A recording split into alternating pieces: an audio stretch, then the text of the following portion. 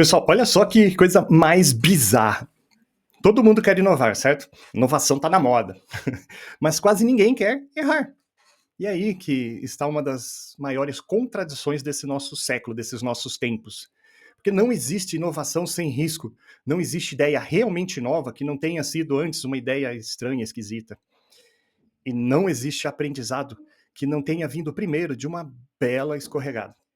A gente cresceu ouvindo, não erre, não rasure, não usa borracha, não levanta a mão para não passar vergonha. E isso foi criando um ruído interno dentro da nossa cabeça que se reflete no nosso dia a dia. O medo silencioso que diz, é melhor não falar nada do que falar besteira. E o resultado disso?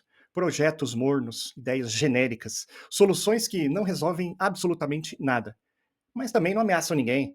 É a zona do conforto criativo, segura, previsível e absolutamente estéril. Mas vamos jogar limpo? Errar faz parte do processo. E muitas vezes é o próprio processo. Não dá para buscar inovação com medo de tropeçar. O erro não é o vilão da história. Ele faz parte do roteiro, é a bússola, é a pista que leva para o próximo degrau, para o próximo estágio. E o design thinking entende isso melhor do que ninguém. O design thinking ele é feito para colocar as pessoas no centro da inovação. E essa metodologia que nós estamos falando desde 2 aulas atrás, ela não foi feita para quem busca perfeição. Ela foi feita para quem busca evolução, para quem está disposto a acertar com consistência e não por sorte. E consistência se constrói com os testes, com ajustes, com protótipos, com muitos quase lá. E depois de escutar com empatia, definir com clareza, de gerar ideias com liberdade, aí sim se chega à hora da verdade. As duas etapas finais do nosso design thinking, que é a prototipagem e o teste. E aí que a teoria encontra com o mundo real, que a ideia deixa o papel e os desejos colidem com os fatos reais.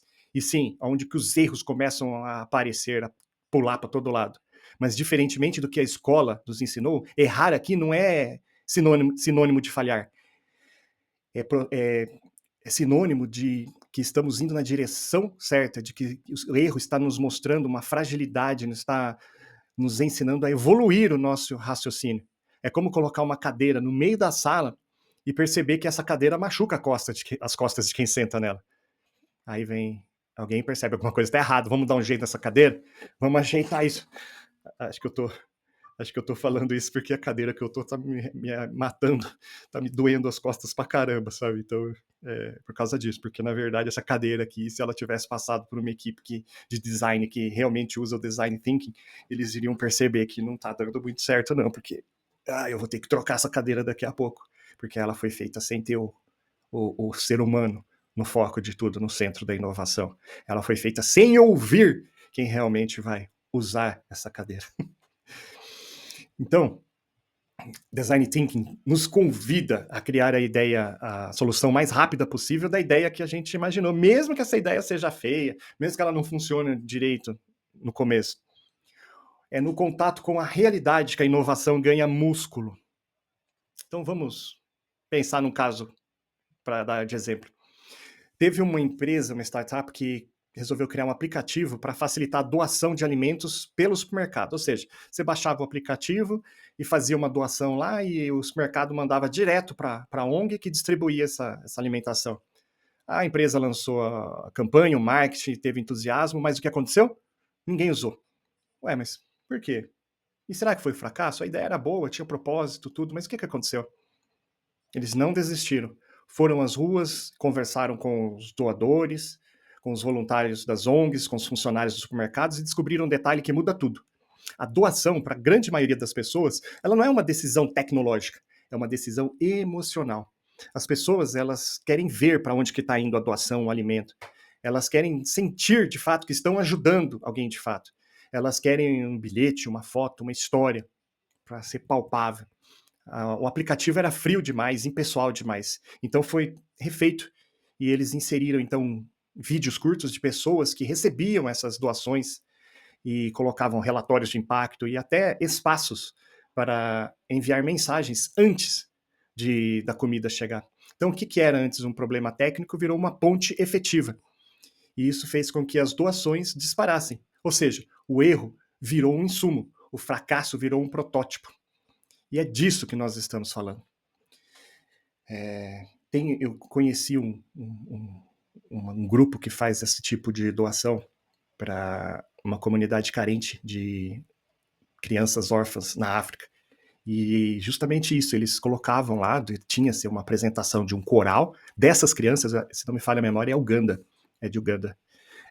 As crianças órfãs vieram aqui para o Brasil, fizeram uma apresentação na igreja, um coral super lindo, vozes maravilhosas, e aí depois eles tinham, na saída, tinham lá as fotos das crianças que estavam lá nesse lar, nesse abrigo, e a história dessas crianças.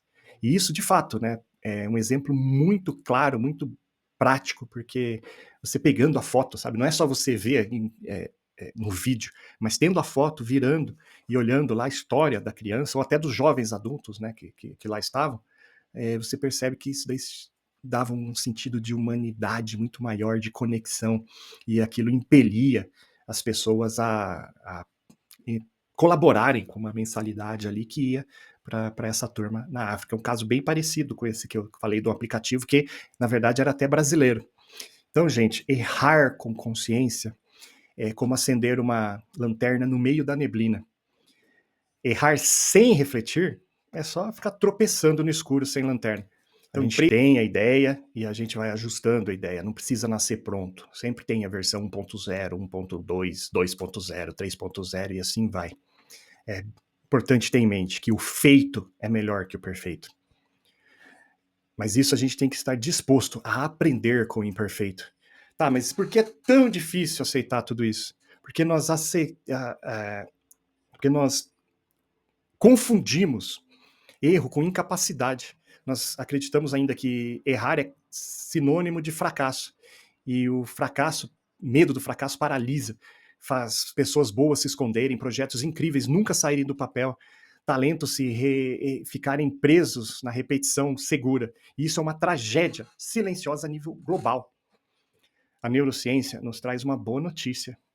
Entretanto, quando nós erramos, o cérebro entra em estado de alerta, uma plasticidade cerebral entra em estado de alerta e é como se o cérebro dissesse: alguma coisa aqui deu errado, deu ruim, vamos aprender, vamos entender como que a gente pode fazer para melhorar aqui?